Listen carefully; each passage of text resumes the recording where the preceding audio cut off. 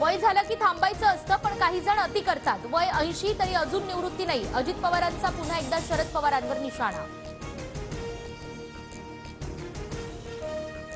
मराठा आरक्षणाला कुणाचाही विरोध नाही, पण काहींची मुंबईत येण्यासारखी टोकाची भाषा. कायदा हातात घेतला तर कुणाचाही मुलाहिजा ठेवणार नाही. उपमुख्यमंत्री अजित पवारांचा जरांगेंना इशारा. विरोधकांचा विषय संपला, मराठ्यांना आरक्षण मिळालं, जरांगेंचं वक्तव्य.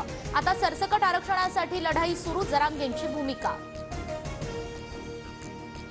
उपटसुंभ काहीही बोलून समाजात भांडणं लावतात. प्रकाश आंबेडकरांचा छगन भुजबळांवर निशाणा. अजित पवार गटाच्या बॅनरवर नवाब मलिकांचा फोटो. मुंबईच्या क्षणमुखानंद सभागृह परिसरातील बॅनरवर मलिकांचा फोटो, चर्चांना उधाण. नवाब मलिकांच्या फोटोवर फडणवीसांनाच प्रश्न विचारा. भाजपच्या जेवढ्या जवळ तेवढं डेंजर. भाजपनं मित्रपक्षांना संपवलंय, सुप्रिया सुळेंचं टीकास्त्र. 9 जानेवारीला महाविकास आघाडीची दिल्लीत बैठक. लोकसभेच्या जागा वाटपावर चर्चा होणार. काँग्रेसकडून पटोले, चव्हाण आणि ठाकरे गटाकडून संजय राऊत आणि विनायक राऊत, तर पवार गटाकडून सुळे आणि जयंत पाटील उपस्थित राहणार. मी दिलेल्या फॉर्म्युल्यावर उत्तर नाही, पण मी आशावादी. प्रकाश आंबेडकरांची प्रतिक्रिया. तर दिल्लीत जागा वाटपासह सगळ्यावर चर्चा होईल, सुळेंची माहिती. लोकसभेनिमित्त भाजपची आज पुण्यात बैठक. फडणवीस, बावनकुळेंसह केंद्रीय आणि प्रदेश पातळीवरील प्रमुख 60 ते 70 पदाधिकारी हजर राहणार. अजितदादांसारखे आता शिंदेही सकाळी लवकर उठून कामाला लागले. दादांच्या कामाची स्टाईल शिंदेंनी घेतली. मुंबईतील विकास कामांच्या पाहणीवरून सुप्रिया सुळेंचा निशाणा.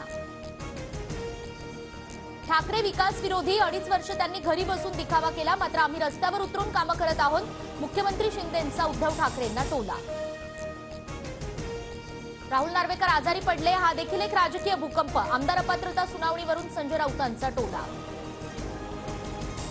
नितेश राणे आणि आमदार टी राजा यांच्यावर सोलापुरात गुन्हा. हिंदू जन आक्रोश मोर्चातील प्रक्षोभक भाषणाप्रकरणी गुन्हा. तुम्ही अजून थंड का? आव्हाडांनी केलेली श्रीरामांची चेष्टा तुम्हाला मान्य आहे का? राम कदमांचा उद्धव ठाकरेंना पत्रातून सवाल. जितेंद्र आव्हाडांविरोधात भाईंदरमध्ये गुन्हा. आव्हाडांच्या राम मांसाहारी या वक्तव्यानंतर बजरंग दलाची पोलिसात तक्रार. खासदार भावना गवळींच्या संस्थेचं खातं आयकर विभागानं गोठवलं. कर चुकवल्याप्रकरणी तसंच आयकरच्या नोटिशीला समाधानकारक उत्तर न मिळाल्यानं कारवाई. सुनील केदारांना जामीन देण्यास राज्य सरकारचा विरोध. सरकारचं हायकोर्टात प्रतिज्ञापत्र. 9 जानेवारीला पुढील सुनावणी. पुढील 3 दिवस राज्यात अवकाळी पावसाची शक्यता. धुळे, नंदुरबारमध्ये येलो अलर्ट जारी. हवामान विभागाची माहिती. राहुल गांधींच्या यात्रेआधी जागा वाटप व्हावं, अन्यथा यात्रेत सहभागी होणार नाही. सपाचे प्रमुख अखिलेश यादव यांची काँग्रेस समोर अट. अयोध्येतील राम मंदिराच्या दरवाजाचं काम अंतिम टप्प्यात. 9 फूट उंच आणि 12 फूट रुंद दरवाजावर रेखीव नक्षीकाम.